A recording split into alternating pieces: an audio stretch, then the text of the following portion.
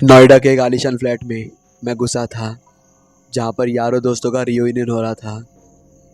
हंसी मजाक, गाना बजाना और पीना खाना चल रहा था। मैंने भी पार्टी ज्वाइन करी और थोड़ी देर में मैं भी एडजस्ट हो गया था। कॉलेज के बाद से ही बहुत से यार दोस्त अलग अलग राहों के सफ़र पर निकले थे। वह आज 6 साल बाद मिले थे। वह रूम हमारे कॉमन फ्रेंड सौरभ सिंह नेगी का था। बहुत से दोस्त नोएडा में ही नज़दीक में रहते थे, तो बहुत से खाना खा पी कर रात को 11 बजे घर को वापस चले गए और हम 4-5 लोग बचे रह गए थे, जो आज की रात यहीं पर सोने वाले थे। हम सभी ने गद्दे बिछाए और गप्पे लड़ाने लगे। सौरभ भाई पहले कॉलेज में सीनियर थे, फिर दिल्ली वाली एक नौकरी में काम करते थे, जहाँ पर लोग 3 साल तक साथ में काम करते रहे। बाद में वह नौकरी छोड़कर चले गए, जिस वजह से मेरे जीवन से वह गायब रहे और फिर कुदरती दोबारा इस जगह नोएडा की एक कंपनी में दोबारा मुलाकात हुई। आज उनका आखिरी दिन था नोएडा में। कल को वो नई नौकरी के लिए पुणे शिफ्ट हो गए थे। मैंने हाथ में बियर का गिलास पकड़े सौरभ भौजी को पूछा, लास्ट डे हेयर भाई, आपका यहाँ तक का एक्सपीरियंस कैसा रहा? सौरभ भाजी भी हंसते हुए बोले, अरे बस बोला, तुम जैसे भाइयों का प्यार मिला, इससे बढ़िया एक्सपीरियंस और क्या होता है। कई साल तक दिल्ली, गुड़गांव, नोएडा सभी जगहों पर काम किया। हर तरह के रंग, मौसम और घटनाएं देखी। कुछ घटनाएं काफ़ी रोचक और कुछ बहुत ही आम थी। कुल मिलाकर खट्टे मीठे बहुत से यादों का एक टोकरी है मेरे पास। मैं थोड़ा हैरानी और थोड़े नशे में बोला, अरे मुझे तो नहीं मालूम था भाई कि आपने गुड़गांव में भी जॉब करी है। तभी बीच में से हमारा पुराना कलीग बोल उठा, अरे जॉब की बात छोड़ो यार, कोई मज़ेदार बात बताओ। लड़की का चक्कर रहा था क्या, या फिर ऐਵੇਂ फिजूल की ज़िंदगी काटी है? सौरभ मज़े से बियर की चुस्की लेते हुए बोला, ऐसा नहीं है, लेकिन अब कौन से किस्से बताऊं, रात ख़त्म हो जाएगी। सारे लड़के हंसी ठट्ठा करते हुए हंसने लगे। उनमें से एक हरियाणा के दोस्त थे, जो सौरभ भाई के साथ ही काफ़ी साल से थे। वो बोले, अरे भाई क्यों रांडो ने बेवकूफ़ बना रहा है, एक ले तो तूने सारी ज़िंदगी काट दी, घंटा लड़की का किस्सा सुना होगा। सौरभ ने तब नशे की अवस्था में कहा और हंसने लगा, अब ऐसी बात बोली है तो सुनो फिर। तुम्हारे भाई ने 1 साल गुड़गांव में एक भूतनी के साथ रात गुजारी है। ये सुनते ही सारे दोस्त औरतें हंसने लगे और तभी उस हरियाणा वाले भाई ने बोला, अरे उसको तो छोड़ दे तूने, या फिर। ये सुनते ही सौरभ बोला, देखो यार मजाक मत करो, अगर तुम ऐसे करोगे तो मैं नहीं बताऊंगा। अरे ठीक है छोरो, अब कोई कुछ ना बोलेगा। सौरभ पूरी कहानी सुनाएगा, फिर रिएक्शन देंगे, ओके? इसके बाद सभी गद्दे और सिरहाने लेकर आराम से बैठ गए और सौरभ भाई ने अपनी बात कहनी शुरू करी। बात उस समय की है जब मैंने दिल्ली की जॉब छोड़कर गुड़गांव में फर्म ज्वाइन करी थी। रहने के लिए मैंने एक आलीशान फ्लैट में 4th फ्लोर का एक रूम रेंट पर रह लिया था। मुझे याद है कि जिस दिन मैंने रूम के पैसे दिए थे, उस रूम की सफाई का जिम्मा भी मेरे सर पर आ गया था। हालांकि कमरा खाली पड़ा था, लेकिन उसमें 2 कमरे, 2 बाथरूम और एक हॉल था, जो कि कई महीनों से धूल मिट्टी खा रहे थे। सारे कमरे धोने के बाद मेरी निगाह उस अलमारी पर पड़ी, जो कि इस रूम के साथ ही मुझे मिला था। इस रूम के मकान मालिक ने इसे किराएदार के इस्तेमाल के लिए ही छोड़ा था। मैंने अलमारी को भी साफ करने के इरादे से खोला था, लेकिन उसमें अंदर का नज़ारा देखकर मेरे तो होश ही उड़ गए थे। उस अलमारी में एक खोपड़ी पड़ी हुई थी, जो कि सिंदूर, चावल और अन्य चीज़ों के साथ पड़ी हुई थी। पहले तो मुझे लगा कि ये कोई मजाक है, लेकिन फिर भी दिल में एक वहम सा डल गया था। मैंने फ़ौरन किसी कूड़े वाले मजदूर को बुलाया और उसकी मदद से इस सामान को कूड़े में फेंकवा दिया था। मैंने मकान मालिक को फ़ोन करके इन सब के बारे में बताया। उसने यही कहा कि वह खुद दिल्ली में रहता है और सिर्फ किराया लेने के लिए ही इस जगह पर आता है, इसलिए उसे पता नहीं कि ये क्या है। दूसरे कि पिछला किराएदार 5 महीने पहले यहाँ रहता था और उसी ने शायद ये सब किया है, लेकिन अब वो किधर रहता है उसे खुद नहीं पता था। ये सब बातें सुनने के बाद मैंने अपने दिल से डर को निकाल कर इस रूम में रहना शुरू कर दिया था और करीब 1 साल तक इस रूम में रहा। लेकिन 5 घटनाएं ऐसी थीं जिन्होंने मुझे यकीन दिलाया कि इस घर में मेरे अलावा भी कोई और है, और वह कोई और नहीं, एक लड़की है। पहली घटना पहली घटना कुछ ऐसी थी। जिस दिन मैंने खोपड़ी अलमारी से हटवाई थी, उसी दिन के 3 दिन बाद रात को मैं अकेला सो रहा था। मेरा रूम पार्टनर उस समय पर नाइट शिफ्ट करता था, सो मैं उसके लिए इंतज़ार करता था और कभी कभी सो जाता था। इसके लिए दरवाजे खुला ही रख देता था मैं। उस दिन भी जब मैं ठंड की रात में गाने सुन रहा था तो मेरी आंख लग गई।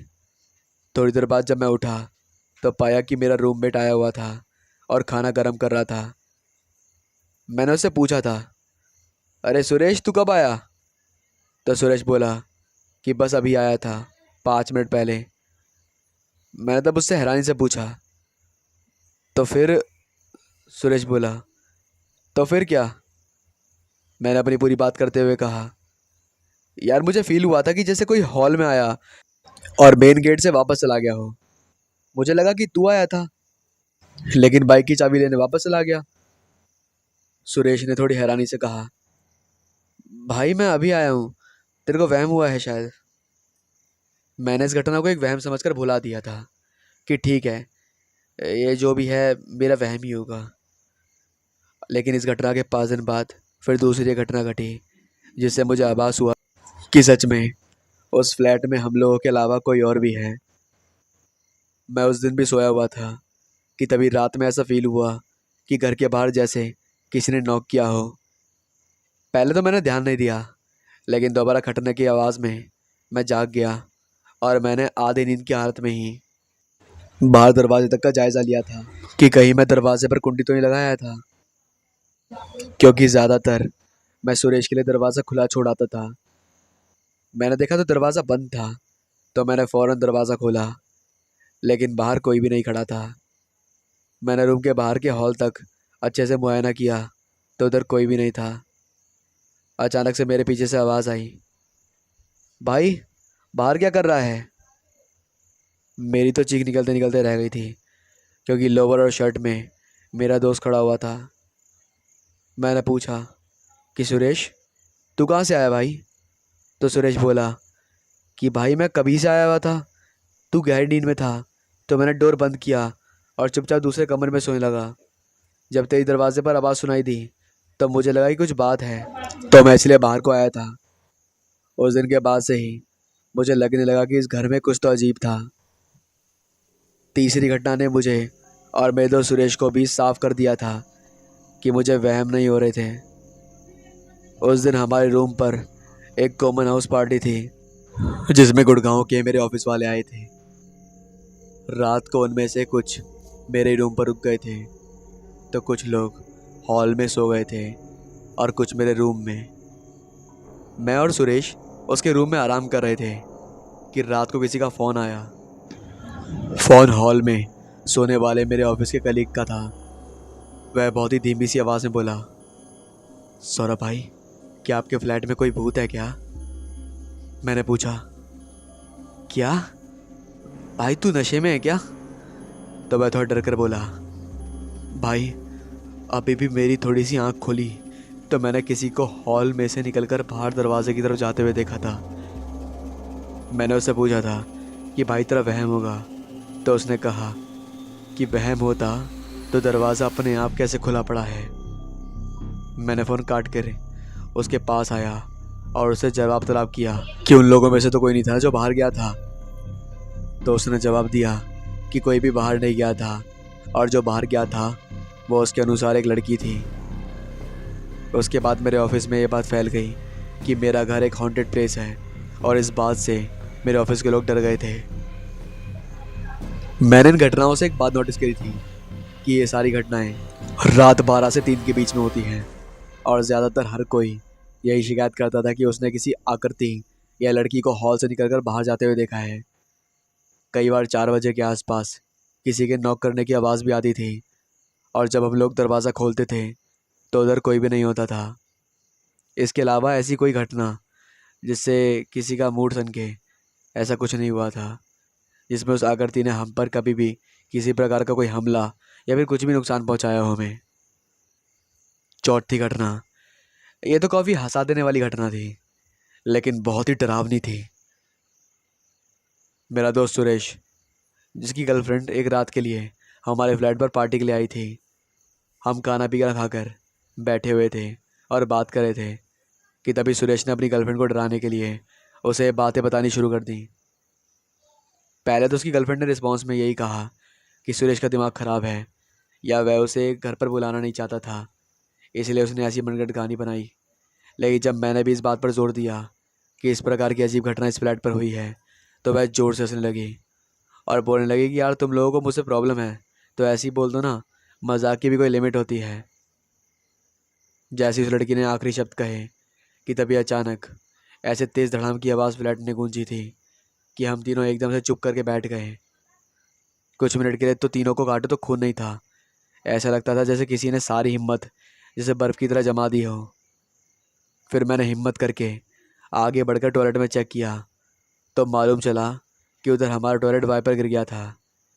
मैंने वापस आकर उस लड़की को बोला कि वाइपर गिर गया था, तो वह बोली कि मैं अब आप लोगों के बात समझ गई हूँ। हमने सोचा कि शायद वह डर गई इसलिए ऐसा बोल रही होगी, तो हमने कहा कि आप घबराओ मत, शायद टॉयलेट में फिसल कर गिर गया होगा। तो वह बोली कि सौरभ, मैं अपने घर में गुस्से में चीज़ें इधर उधर फेंकती हूँ। मुझे मालूम है कि अपने आप गिरने में और तेज़ी से पटकने में कितना फ़र्क होता है। और उसके बाद सच में वह लड़की कभी भी सुरेश के साथ हमारे फ्लैट पर तो क्या, उससे मिलने तक नहीं आई। पांचवी और आखिरी घटना वह थी जिसके बाद 1 महीने के बाद ही हमने इस फ्लैट को छोड़ दिया था। हम लोगों ने फिर से एक हाउस पार्टी रखी थी, लेकिन इस बार मेरे ऑफिस के लोग नहीं आए थे। इस बार सुरेश के ऑफिस के लोग पार्टी करने के लिए आए थे हमारे पास। हम लोग पार्टी करने में इतने मशगूल थे कि हम लोगों ने आवाज़ तेज़ रख रही थी। मोहल्ले वाले भी हमें तेज़ आवाज़ करने पर कुछ नहीं कहते थे, जिसकी वजह से हमारी हिम्मत और बढ़ गई थी। हमारे मेहमानों ने आवाज़ तेज़ कर रखी थी और वह नाचने में बिजी थे। उन्होंने ध्यान नहीं दिया कि दरवाजे पर कई बार नॉक हुआ था, लेकिन किसी ने भी दरवाज़ा नहीं खोला। उधर मैं और सुरेश एक दोस्त की बालकनी में बैठे बियर का आनंद ले रहे थे। हम लोग बातें कर रहे थे कि कैसे कैसे ऑफिस में क्या क्या होता है। तभी अचानक ही हमारे दोस्त ने एकदम से कहा, भाई तुमने भी वही देखा जो मैंने देखा? हमने उससे पूछा कि उसने क्या ऐसा देखा, तो उसने कहा कि यार मुझे लगा कि अभी अभी सफ़ेद कपड़ों में बहुत ही खूबसूरत लड़की हवा में उड़ती हुई आई और बालकनी में लैंड करके अंदर को चली गई। ऐसा बोल के वह तो हंसने लगा, लेकिन सुरेश और मुझे तो जैसे कोई सदमा लग चुका था। बस इसी घटना के बाद हमने इस फ्लैट को छोड़ दिया था और उसके कुछ महीनों के बाद ही मैंने नोएडा की इस फर्म में ज्वाइन कर लिया।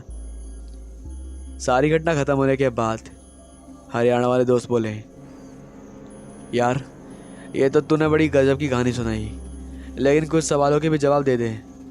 तो मैंने भी लग गया कि गप नहीं मारा था तू। सौरभ भाई ने कहा, पूछो। चलिए बता कि उस फ्लैट में किसी लड़की की कोई मौत हुई थी जो तुमको वो दिखती थी?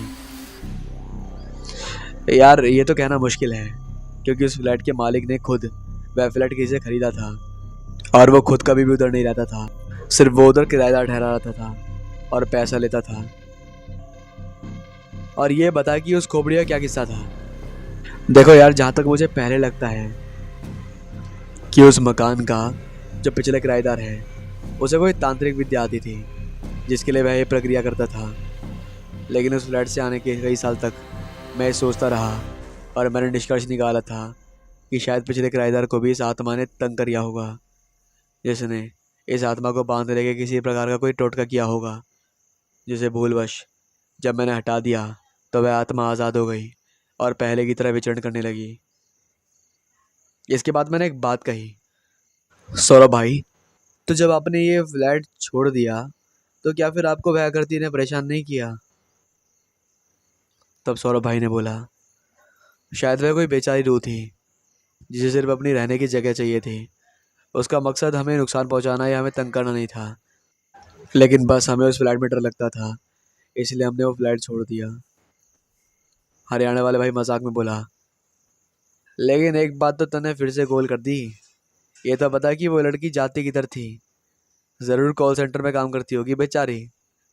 ये कहते ही सौरभ भाई की फ़ोन की घंटी खड़ाई तो सभी की आवाज़ हलक में ही दबके रह गई थी। थोड़ी देर तक तो किसी को समझ नहीं आया। फिर सौरभ भाई ने फ़ोन काटा और कहा, आई थिंक हम लोगों को अब यहाँ से सो जाना चाहिए, बहुत रात हो गई है। इस कहानी को सुनकर मुझे बहुत सी चीज़ पर यकीन हो गया और ये भी मानने पर मजबूर हुआ कि हम लोग चाहे जितना मर्जी उन्नत हो जाने का दावा कर लें, हम कुदरत के सभी राज समझने में भी कोसों दूर हैं। इसके साथ कहानी ख़त्म होती है। रानी उठना, आज चलना है हमें, देख 6 बज चुके हैं, अरे उठ जा अब। रानी को जोर जोर से हिलाते हुए रागिनी उसे उठाने लगी। हाँ यार, थोड़ी देर और सोने देना यार, अलसाई सी रानी बोली और अपना मुंह चादर से ढककर सो गई। तभी बाथरूम का गेट खुला और एक लड़की तौलिए से अपने बाल पहुँचते हुए आई और चुपके से आकर रानी के कान में जोर से चिल्लाई। हड़बड़ाते हुए रानी डरते हुए उठकर बैठ गई। रागिनी और बाथरूम से निकलने वाली लड़की जिसका नाम साक्षी था, दोनों ने एक दूसरे से हाई फाई किया और हंसने लगी। यार रानी तू कितनी डरपोक है ना यार, बस इतने से भी टूट जाती है। साक्षी ने रानी के सर पर टपली मारते हुए कहा, मैं नहीं डरती किसी से, और अगर चुड़ैल कोई मेरे सामने आ भी गई तो उससे बोल दूंगी कि मेरे अंदर घुस जाए और तुम दोनों मत डराओ मुझे। रानी झिझक झिझक कर गुस्से में बोलकर बाथरूम की तरफ चली गई। उसे जाते देखकर साक्षी और रागिनी हंसने लगी। ये तीनों दोस्त गर्ल्स हॉस्टल के एक ही रूम में रहती थी और अपने घर से दूर देहरादून में स्टडी करने आई थी। रानी, रागिनी और साक्षी, इन तीनों में रानी कुछ डरपोक किस्म की थी, लेकिन अक्सर ही उसके बैग से कुछ तंत्र मंत्र की किताबें मिला करती थी। तो कभी भूत पिशाचों को वश में कैसे करें, इनके बारे में लिखा किताबें मिलती थी। और ये सब उस वक्त मिलती जब रानी को अपने घर जाना होता था। ये किताबें रानी सबसे छुप कर खरीदती और जब किसी को पता चलता तो कोई ना कोई बहाना बना देती कि ये उसके भाई, अंकल या पड़ोस के मंदिर वाले पंडित जी ने भिजवाई है। भूतों से डरने वाली रानी ये किताबें क्यों पढ़ेगी, यही सोचकर वो दोनों से ज़्यादा सवाल नहीं करती थी। एग्ज़ाम के बाद छुट्टियों में घर जाने से पहले इन तीनों और इनके साथ इनके 4 बॉयज़ दोस्तों ने कहीं घूमने जाने का प्लान बनाया। एक ऐसी जगह जिसे यहाँ के लोग भूतिया कहते थे। जिज्ञासा बहुत चीज़ों की होती है, लेकिन जिज्ञासा अगर भूतों को जानने की हो तो खतरा बहुत बढ़ जाता है। फिर से सातों दोस्त निकल पड़े भूतिया जगह की सैर करने।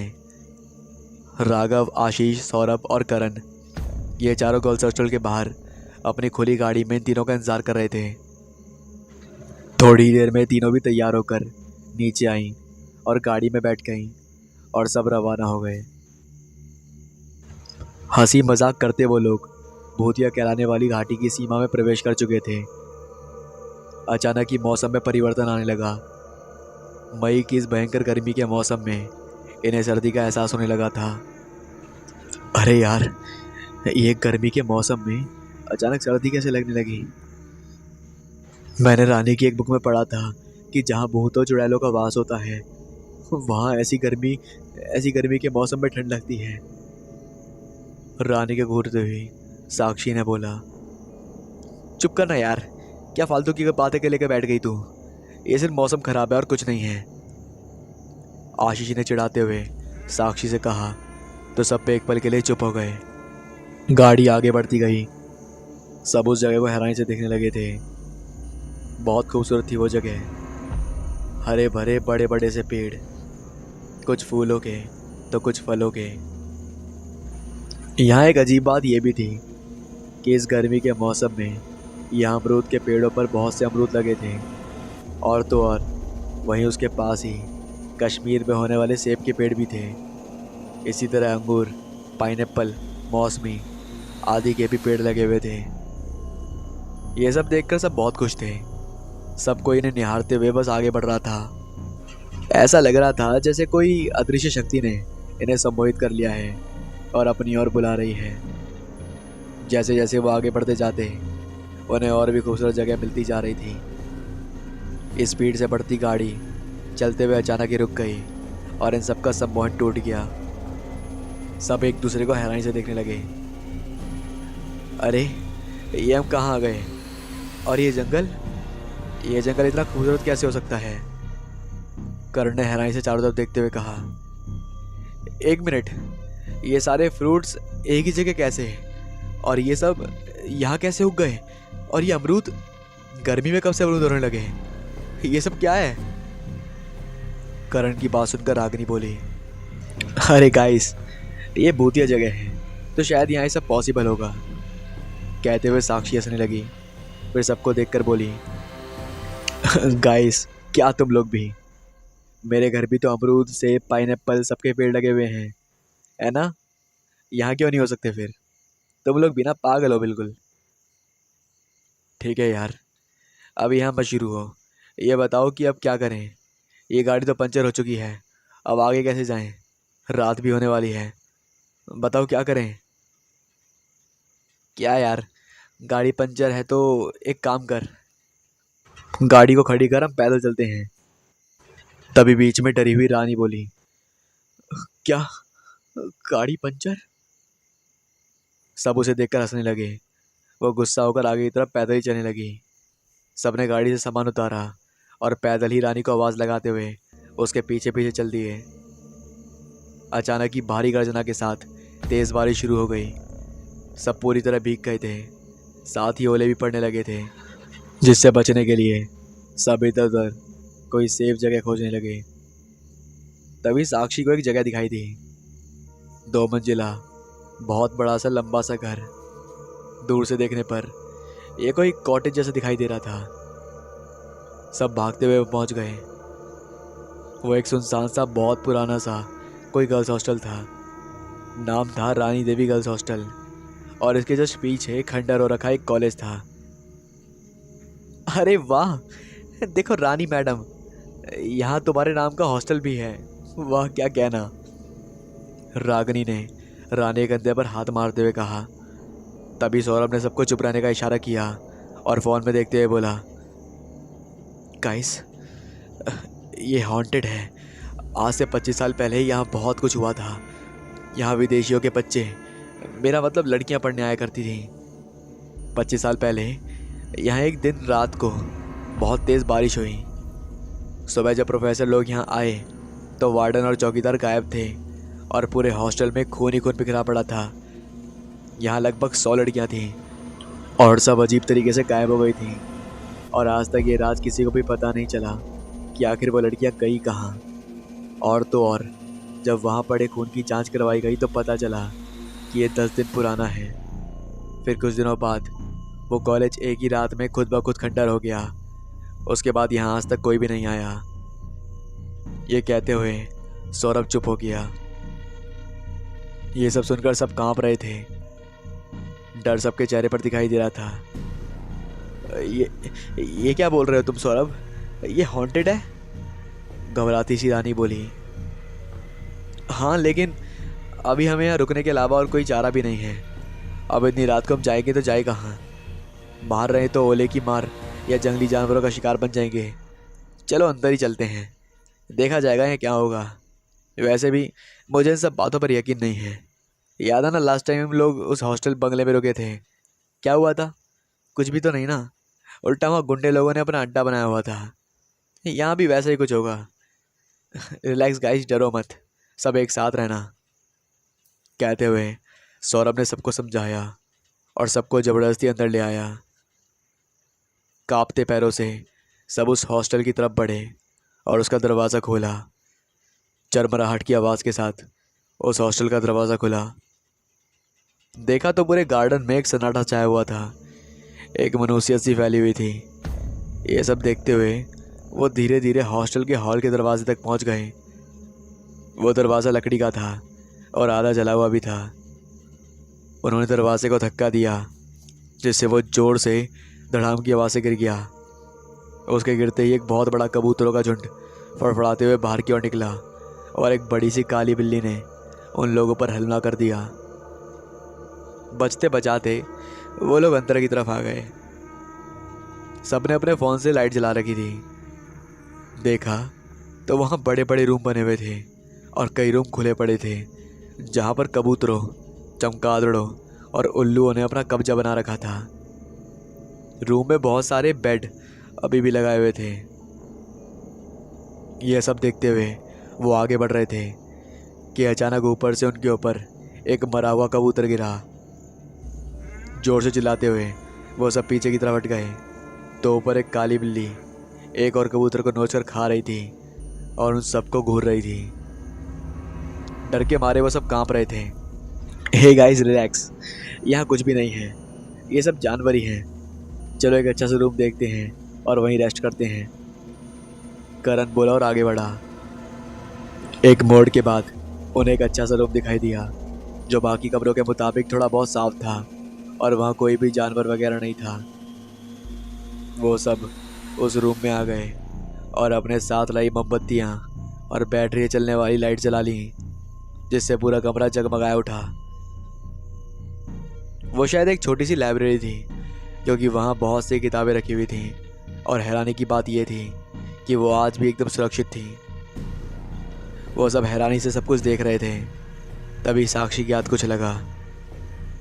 हाय गाइस, ये देखो, ये क्या है? साक्षी अपने हाथ में रखा मिट्टी से भरा एक लकड़ी का बोर्ड दिखाते हुए बोली, अरे ये तो ओइजा बोर्ड है। राघव ने मिट्टी साफ करी और उसने वहाँ पर उस बोर्ड को रख दिया। उसने बताया कि इससे भूतों को बुलाया जाता था। साफ करने पर उस पर काले रंग से ओइजा बोर्ड लिखा हुआ था और उसके दोनों तरफ यस और नो लिखा हुआ था और नीचे ए से लेकर जेड तक ABCD लिखी हुई थी और बीच में राउंड शेप का कुछ बना हुआ था और उसके नीचे 0 से 9 तक की गिनती और सबसे ऊपर गुड बाय लिखा हुआ था। अरे ये तो सच में ओइजा बोर्ड ही है। वाह, मेरी बहुत इच्छा थी इसे देखने की। इसमें भूतों को यहाँ बुला सकते हैं। रागनी चहकती सी बोली। सबने उनकी हाँ में हाँ मिलाई। रागनी के मना करने पर भी कोई नहीं माना। सब ओइजा बोर्ड के चारों तरफ मोमबत्ती जलाकर बैठ गए। यहाँ जितनी भी आत्माएं हैं, कृपया वो हमारे सामने आ जाओ, हम आप लोगों से मिलना चाहते हैं। अचानक साक्षी बोल पड़ी। साक्षी की बातें सुनकर सब हंसने लगे। अरे यहाँ कोई होगा तो आएगा ना, यह ओइजा बोर्ड ऐसे ही गेम खेलने के लिए बनाया जाता है और यहाँ कोई आत्मा वात्मा नहीं है। इन सबसे बोर होता हुआ आशीष बोला और रूम से बाहर चला गया। साक्षी बार बार आत्माओं को बुलाई जा रही थी लेकिन कुछ नहीं हुआ। आखिरकार उसने बुलाना बंद कर दिया। सब बातें करने में लग गए थे। आशीष अभी तक नहीं आया था। अचानक ओइजा बोर्ड में हलचल हुई। सबका ध्यान उस तरफ गया लेकिन वहम मानकर वो फिर से बातें करने लगे। अचानक ही तेज तेज हवाएं चलने लगीं और अजीब अजीब सी आवाज़ें आने लगीं। हवाओं की वजह से मोमबत्तियाँ एक एक करके बुझने लगी थीं। जैसे ही उन्हें जलाते वैसे ही वो बुझ जाती। तभी रानी को लगा कि उनके आसपास कोई है, लेकिन सबने उसका मजाक उड़ाया और उसकी बात को ना में डाल दिया। तभी करण को कुछ महसूस हुआ कि उनके अलावा भी इस कमरे में कोई मंडरा रहा है।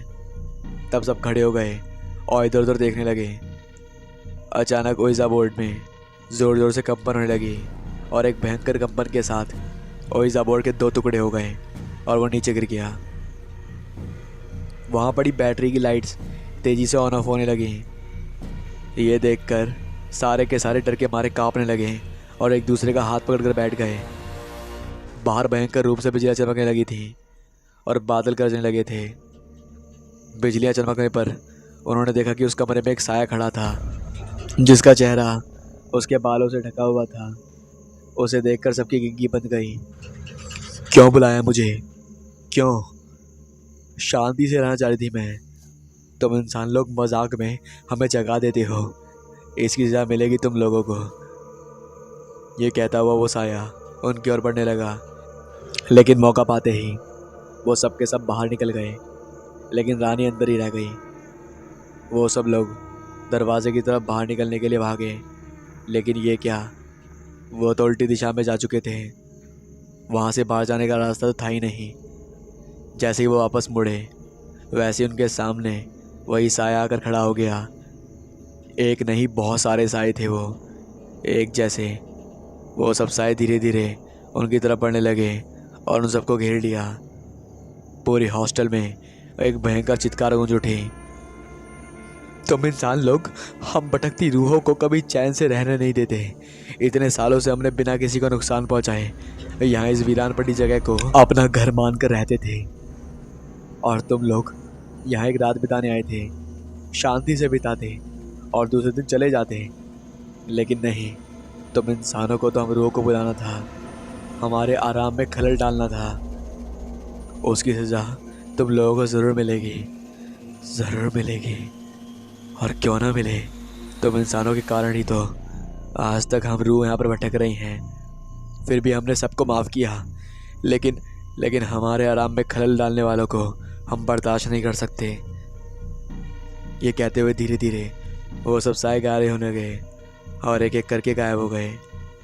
कुछ ही देर में वहाँ चारों तरफ मांस के लोथड़े खून ही खून पर खड़ा हुआ था, और बहुत से उल्लू बिल्लियाँ सब उन्हें नोच कर खा रहे थे। दूर उसी रूम के दरवाजे पर खड़ी रानी ये सब देखकर बाहर की तरफ भागी और उस भूतिया गर्ल्स हॉस्टल से बाहर निकलती हुई बेहोश होकर गिर पड़ी। दूसरे दिन रानी उसी हॉस्टल के बाहर पागलों सी हरकत करती हुई हाथ में एक मरा हुआ कबूतर खा रही थी, और उसकी आंखें बहुत ही लाल डरावनी सी दिखाई दे रही थीं और चेहरे पर शैतानियत नज़र आ रही थी। इसी के साथ कहानी ख़त्म होती है। वो एक नया नया बना हाईवे था, एक निर्जन गांव से होकर गुजरता था। अभी वहाँ आवाजाही इतनी आम नहीं हुई थी। वैसे उसे बने हुए ज़्यादा समय नहीं हुआ था, पर कुछ सड़क हादसे भी उसके खाते में दर्ज थे। लोगों को वो आम हादसे ही लगे, और इस मामूली बात की तरफ भी किसी का ध्यान नहीं किया कि अधिकतर हादसे उसी निर्जन गांव की हद में या उसके करीब ही हुए थे। एक उमस भरा दिन, दोपहर का समय, जब एक कार उस हाईवे से गुजरती है जिसमें 3 दोस्त राज, अमन और कमल थे। तीनों को जल्दी में कहीं पहुंचना था, इसलिए वो शॉर्टकट रास्ता चुनते हैं, क्योंकि वो हाईवे दूसरे रास्तों की अपेक्षा जल्दी पहुंचाता है। दिन के करीब 2:30 बज रहे थे। उस हाईवे में दूर दूर तक एक परिंदा भी नजर नहीं आ रहा था। राज गाड़ी चला रहा था और बाकी दोनों आपस में बातें कर रहे होते हैं। अमन कमल से कहता है, यार लगता है कि हम इस रोड पर पहली बार आए हैं, क्योंकि इससे पहले ये जगह मैंने कभी देखी नहीं है। राज मिरर में उन दोनों की शक्ल देखते हुए कहता है, हाँ तुम सही कह रहे हो, हम इससे पहले कभी इस रास्ते से नहीं गए हैं, लेकिन आज मजबूरी में हमें रास्ता चुनना पड़ रहा है।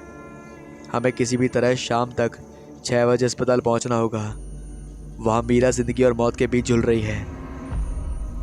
कमल राज की तरफ देखकर कहता है, हाँ यार, लेकिन हुआ क्या? तूने हम लोगों को कुछ बताया भी नहीं और सीधे लेकर चला गया। तू परेशान था इसलिए उस वक्त मैंने पूछा नहीं कुछ, लेकिन अब तो बता दे। कमल की बात सुनकर अमन ने भी उसकी हाँ में हाँ मिलाई।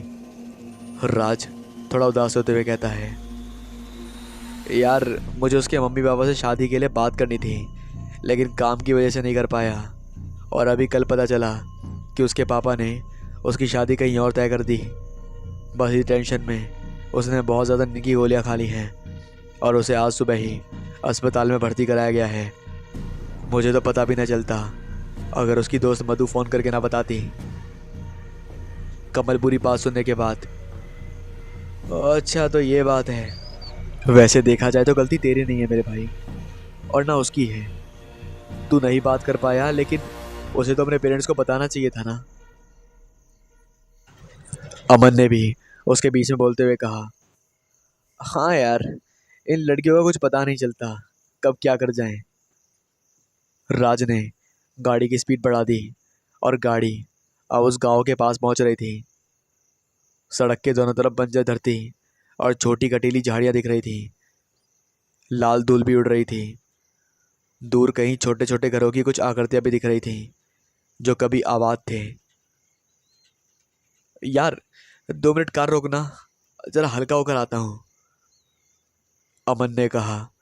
कार रुकी और तीनों ही दोस्त कुछ देर को पांव सीधे करने बाहर आए। कुछ देर में वो वापस कार में बैठ पानी पी रहे थे। तभी जोर जोर से गाड़ी का शीशा टकराया। कोई बाहर से बजा रहा था। तभी तीनों चौंक गए। सामने देखा तो कार की विंडस्क्रीन पर लाल रंग से एक पंजा बना हुआ था। क्या ये? ओए रुक, बाहर मत निकल, वो ये बोल रहा था। तब तक राज बाहर निकल चुका था। चारों तरफ देखा तो कुछ नहीं था। फिर उसकी नज़र सीधे पड़ी। उसने नीचे की तरफ देखा तो कार के अगले चक्कर के पास एक लड़की बेहोश पड़ी थी। जरूर उसी ने हाथ मारा था। उन सब ने फौरन उसे कार की पिछली सीट पर बिठाया, मुंह पर पानी के छींटे मारे। साफ दिख रहा था कि वो जख्मी थी। उसके सर से कलाई से खून बह रहा था। उसे होश आया। लड़की बड़ी डरी सहमी सी थी। उन सब ने फौरन उसे कार की पिछली सीट पर बिठाया, मुंह पर पानी के छींटे मारे। साफ दिख रहा था कि वो जख्मी थी। उसके सर से कलाई से खून बह रहा था। उसे होश आया। लड़की बड़ी डरी सहमी सी थी। उसने डरते हुए कहा, मेरी बस का आगे एक्सीडेंट हो गया है और मुझे मदद की ज़रूरत है। मदद? कैसी मदद? बताओ, हम तुम्हारे लिए क्या कर सकते हैं। इस बार आवाज़ कमल की थी। वो वहाँ सबको पानी की ज़रूरत है और उन्हें अस्पताल भी लेकर जाना है। सबकी हालत बहुत ख़राब है। कुछ तो दम भी तोड़ चुके हैं। मैं किसी तरह चलती हुई आई हूँ। उसने एक डर के साथ सब कुछ कह दिया। हाँ यार, सुना है कि इस रोड पर अक्सर हादसे होते रहते हैं। ठीक है, हम करेंगे तुम्हारी मदद, अमन ने कहा। राज उसकी मदद के लिए हिचकिचा रहा था क्योंकि उसे वहाँ जल्दी भी पहुँचना था और कुछ सही भी नहीं लग रहा था। मतलब राज को एक बेचैनी हो गई थी कि कुछ ना कुछ तो गड़बड़ है। फिर भी वो इस समय कुछ नहीं बोला। यहीं कुछ दूर पर ही मेरी बस है। बस बस वहीं तक जाना है। फिर आप अपने शहर चले जाना। किसी को खबर कर देना। लड़की काफ़ी हिचक के बोल रही थी, लेकिन वो सारी बातें सिर्फ अमन को बता रही थी। कार लड़की को लिए आगे बढ़ने लगी, जो पिछली सीट पर अमन के साथ बैठी थी। उन लोगों ने उसे फर्स्ट एड दिया था। तभी वो लड़की उनसे कहती है, वैसे आपको इस गांव की कहानी पता है या नहीं? ये इतना सुनसान और वीरान क्यों है? अब उसकी हालत थोड़ी ठीक थी। उसने उन दोनों से पूछा। नहीं, हमें तो नहीं पता। हम तो पहली बार ही आए हैं यहाँ। तुम्हें पता है? तुम बता दो, कमल ने बताया। हाँ, मुझे पता है, कुछ सुन रखा है इसके बारे में, लेकिन मैंने थोड़ा सा ही सुना है, लड़की ने कहा। और फिर वो कहानी सुनाने लगी। कहते हैं सालों पहले इस गांव में एक पिशाच का वास था। गांव वालों को उसका संरक्षण प्राप्त था। वो उन लोगों की हर बाहरी मुसीबत से रक्षा करता था, लेकिन हर 12वें दिन उसे एक बलि चाहिए होती थी। गांव वाले अपने बीच से ही किसी को चुनकर बलि के रूप में उसे भिजवा दिया करते थे, ताकि वो उनका शिकार ना करे। वो पिशाच बहुत शक्तिशाली था। वो हमेशा रात को ही अपनी ताकत में होता था। फिर तब जब आसमान आ जाते थे या फिर भरी हुई धूप होती थी, तब उसकी जो बाकी साए थे वो उसकी रक्षा करते थे, जो कि उसके गुलाम थे, और वही रूह उसकी सेवक थी। इतना कहानी सुनने के बाद लड़की ने एक नज़र उन तीनों पर डाली जो बड़े ध्यान से उसकी कहानी सुन रहे थे, और फिर वो आगे सुनाने लगी। कहते हैं गांव में एक बार भयंकर सूखा पड़ा था और वो पिशाच एक एक करके सबको खा गया था। वो एक बार में ही एक ही शिकार करता था। कुछ का मानना है कि गांव खत्म होते ही पिशाच भी चला गया, पर कुछ लोगों का ऐसा भी मानना है कि वो आज भी यहीं कहीं है और आज भी बलि की तलाश है उसे। इतना कहने के बाद वो लड़की चुप हो जाती है। वो तीनों जो बड़े ध्यान से उसकी बातें सुन रहे थे वो जोर जोर से हंसने लगे। तभी अमन जोक मारते हुए बोला, कहानी अच्छी थी, खत्म हो गई। लड़की चुप रही और बारी बारी से तीनों को घूरती रही। कार आगे बढ़ती रही और अब वो उस गांव की सीमा को पार करने वाले थे। सड़क सुनसान थी तो रफ्तार भी तेज थी। तभी उन दोनों ने देखा कि वही लड़की सड़क के बीचों बीच खड़ी हंस रही है। घबराहट में सबने पिछली सीट पर देखा तो वहां भी वही बैठी थी। ये क्या हो रहा है? राज बौखला गया और झटके से स्टीयरिंग घुमाई और कार एक सूखे पेड़ से टकराई। कुछ देर बाद खांसते हुए राज उठा। कार के सामने का हिस्सा क्षतिग्रस्त हो चुका था। कमल के भी कराने की आवाज़ आई। वो भी घायल था और अमन, वो मर चुका था। तभी उनकी नज़र बाहर की तरफ पड़ी जहाँ अभी तक धूप निकली थी। वहाँ अचानक बिजली कड़कती है और फिर आसमान में बादल छा जाते हैं। वो दोनों लड़खड़ाते हुए कार से बाहर निकलते हैं और चारों तरफ देखते हैं, कहीं से कोई मदद मिल जाए। यार यार वो लड़की क्या बला थी, वो तो गायब हो गई। कमल बोला, गोली मार उसको, मौसम खराब हो गया, कहाँ जाएंगे? और अमन, अमन तो। उसका गला भर गया और तभी दहशत से दोनों चीख पड़े। उन्होंने देखा कि उनके सामने एक लगभग 7 फुट की भयंकर लाल आंखों वाला आकृति प्रकट हो गई। साथ ही शुरू हो गई धूल भरी आंधी। ऐसा लगा मानो उनके आसपास की हवाओं में धीमी गुर्राहट बसी हो। उस आकृति को देखकर ऐसा क्यों लग रहा था जैसे नसों में बहता लहू बेचैन उठा है। वो डर से पीछे हटने लगे। वो आकृति आगे बढ़ी और उसने अमन के मृत शरीर को खींचकर कार से निकाल लिया। बाकी के दोनों डर से कांप उठे और जड़ हो गए। आंधी रुक गई, साथ ही वो आकृति और अमन गायब हो चुके थे। दोनों दोस्त रोने लगे। अमन। वो घूमकर उस तरफ आए जहाँ जहाँ गायब होने के पहले अमन बैठा था और दोनों ही डरकर कुछ कदम पीछे हट गए। वहाँ कार पर कुछ खरोचों के निशान थे, किसी जानवर के शक्तिशाली पंजों के निशान। यार एक मिनट, पूरा गांव पार हो गया, कोई बस तो दिखी नहीं। कमल हैरानी से बोला, इसका मतलब वो लड़की। राज दहशत से फुसफुसाया, और वो आकृति जो अमन को ले गई वो जरूर वही पिशा। कमल बोला और खुद ही डर गया, पर हमें क्यों छोड़ दिया? राज ने ऐसा बोला ही था कि तभी उनके आसपास हवा में गूंजी उसी लड़की की फुसफुसाहट की आवाज थी। मैंने कहा था ना, एक बार में बस एक बलि। वो दोनों ही समझ चुके थे कि वो लड़की ही वो रूह थी, पिशाच की नौकर। 12 दिनों बाद लोगों से भरी एक कार उसी हाईवे पर चली आ रही थी। कुछ दूर आगे एक लड़की बैग थामे माइलस्टोन पर बैठी है और लिफ्ट मांगते हुए हाथ हिला रही है। इसी के साथ कहानी खत्म होती है।